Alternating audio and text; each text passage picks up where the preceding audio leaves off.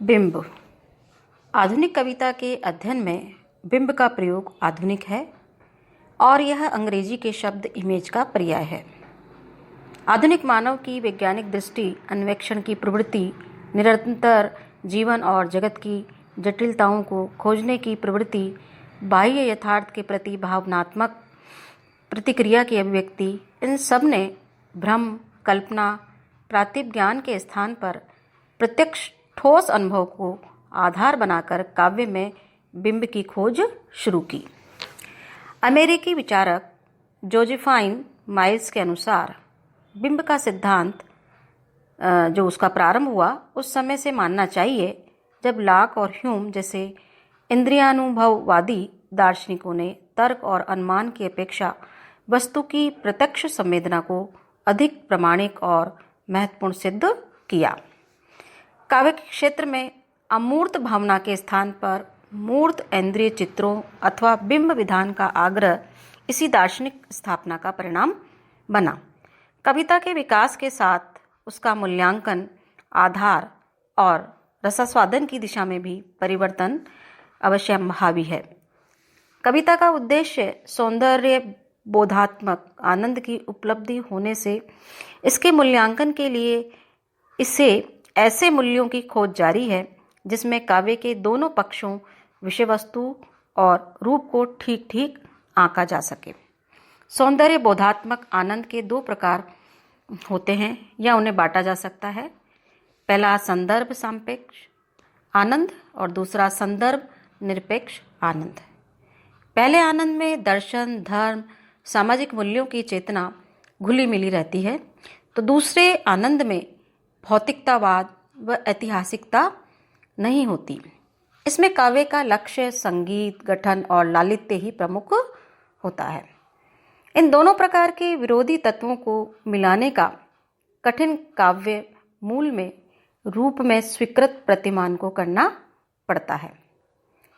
मतलब दोनों विरोधी तत्वों को मिलाने का जो कठिन कार्य है वो काव्य मूल के रूप में स्वीकृत प्रतिमान को करना पड़ता है। इस दृष्टि से बिंब विधान एक ऐसा प्रतिमान है जिसका संबंध विषय वस्तु और रूप दोनों से स्थापित हो जाता है। मतलब ये दोनों को मिलाने का काम करता है। बिंब अभिव्यक्ति का अविच्छेद्य भाग होने से तथा संप्रेषित अनुभूति का मूर्त वाक होने के कारण बिंब काव्य की रचना प्रक्रिया का एक ऐसा केंद्र बिंदु होता है जिसमें काव्य के दोनों रूप, बाह्य और आभ्यंतर, दोनों ही उसमें समाहित हो जाते हैं।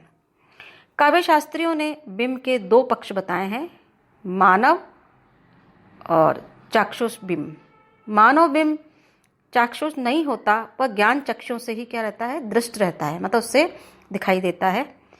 और ऐसा मानव बिंब कल्पना अथवा स्मृति की अनवीति के रूप में ही रहता है। बिंब रूप में व्यक्ति, वस्तु या घटनात्मक स्मृति या स्थिति अपने सघन रूप में सादृश्य अथवा अनुरूपता के लिए रहती है। ये अर्थ इमेज शब्द के अर्थ के अधिक निकट होता है, क्योंकि इमेज शब्द का अंग्रेजी कोश के अनुसार अर्थ है किसी पदार्थ का मानचित्र या मानसिक प्रतिकृति, कल्पना अथवा स्मृति में उपस्थित चित्र अथवा प्रतिकृति जिसका चाक्षुष होना अनिवार्य नहीं है।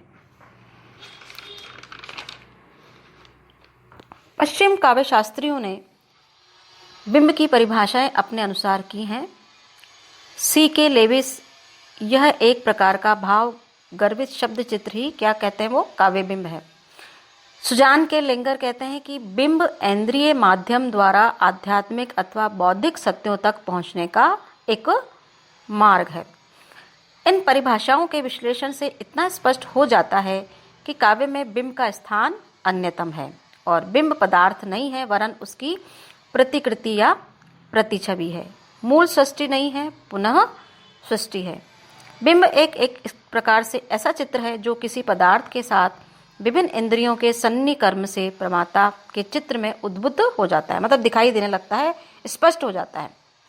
काव्य बिंब शब्दार्थ के माध्यम से कल्पना द्वारा निर्मित एक ऐसी मानव छवि है जिसके मूल में भाव की प्रेरणा रहती है।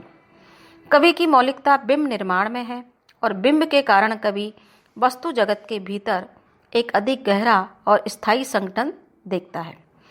उसके बिंब में एक प्रकार का संवेगात्मक तर्क होता है, अतः बिंब कभी भी एकांत और स्वतः पूर्ण नहीं होता है। उस संदर्भ में धुंधले, बारीक और जीवंत सूत्रों से उसका कलेवर बुना होता है। बिंब का कार्य संप्रेषित भावों को तीव्रतर बनाना होता है, अलंकृत और बोझिल नहीं। वह केवल किसी अनुभूति को प्रतिबिंबित नहीं करता, बल्कि उन विचारों और भावों के पीछे की संपूर्ण उलझनों तथा संघर्षों की भी सूचना देता है। मतलब जो बिंब हमारे समक्ष प्रस्तुत होता है कल्पना के द्वारा, उसके अंदर अनेक प्रकार के विचार और भाव समाहित रहते हैं, जो बिंब के रूप में हमारे समक्ष प्रस्तुत होते हैं। और रचनाकार का जो उसके भीतर चल रहे जो विचार हैं, भाव हैं तथा संघर्ष और जो उलझनें हैं, उनकी सूचना भी वो देता है। कहा जा सकता है कि एक पूर्ण परिपक्व विचार की अपेक्षा उसकी परिपक्व अवस्था अंतर्विरोध और विकल्पों को अधिक गहराई से प्रतिबिंबित करता है। कौन? बिंब। बिंब का दूसरा महत्वपूर्ण कार्य है भाषा को संक्षिप्त केंद्रित करने के साथ साथ वह काव्यगत अनुषंगों को भी केंद्रित करता है। शब्द की अपेक्षा बिंब अधिक संदर्भ सापेक्ष होता है। वह अपनी ध्वनियों और संकेतों से भाषा को अधिक संवेदनशील और पारदर्शी बनाता है। मतलब और अधिक तीव्र जो अनुभूतियां होती हैं उनको तीव्रतर बना करके और उसको प्रभावी बनाता है। उसका आधार केवल कोशगत नहीं होता, वरन संपूर्ण विस्मृत जीवन और इतिहास होता है। वह अभिधा की अपेक्षा लक्षण और व्यंजना पर आधारित होता है। बिंब में इंद्रिय आधार प्रमुख रहता है, अतः इंद्रिय माध्यम के आधार पर बिंब के 5 भेद किए जा सकते हैं। देखिए कौन कौन से हैं वो। दृश्य, श्रव्य, घ्रातव्य, स्पर्श्य, आस्वाद। इनमें दृश्य या चक्षुष बिंब आकारवान होते हैं, मतलब जो हमें महसूस होते हैं, दिखाई देते हैं, आकारवान होते हैं, मतलब उनका आकार हमारे समक्ष उपस्थित होता है। इनका स्वरूप सबसे अधिक स्पष्ट होता है क्योंकि उसके आयाम अधिक मूर्त होते हैं। दृश्य बिंब का प्रत्यक्ष सादृश्य को अधिक उभारता है। काव्य में दृश्य बिंब प्रचुर मात्रा में प्रयुक्त किए जाते हैं। संध्या कविता में देखिए एक उदाहरण पंत जी का है। व्योम से उतर रही चुपचाप, छिपी निज छाया छवि में आप, सुनला फैला केश कलाप, मधुर मंतर मृदु मौन। ये बिंब देखिए कि संध्या का हमारे समक्ष उपस्थित हो गया है। श्रव्य बिंब का एक उदाहरण देखिए कि झूम झूम मृदु गरज गरज घनघोर, राग अमर अम्बर में भर निज रोर, झर झर झर निर्झर गिरी सर में। और स्पर्श बिंब में देखिए पेशल या कठोर कर्कश आदि विशेषण स्पर्श बिंबों के उदाहरण माने जाते हैं। गंध बिंब के अंतर्गत साकेत का अंतिम सर्ग जो है उसके अंतिम छंद में गंध का प्रयोग किस प्रकार से किया गया है। देखिए कि स्वच्छ तर अंबर में छन कर आ रहा था, स्वादु मधु गंध से सुवासित समीर सोम। गंध की अपेक्षा स्वादु बिंब की प्रचुरता काव्य में अधिक मिलती है और सौंदर्य के आस्वाद की स्थिति, अभिव्यक्ति और व्याख्या दोनों में ही आस्वाद परक बिंबों का प्रयोग स्वभावतः सरल होता है।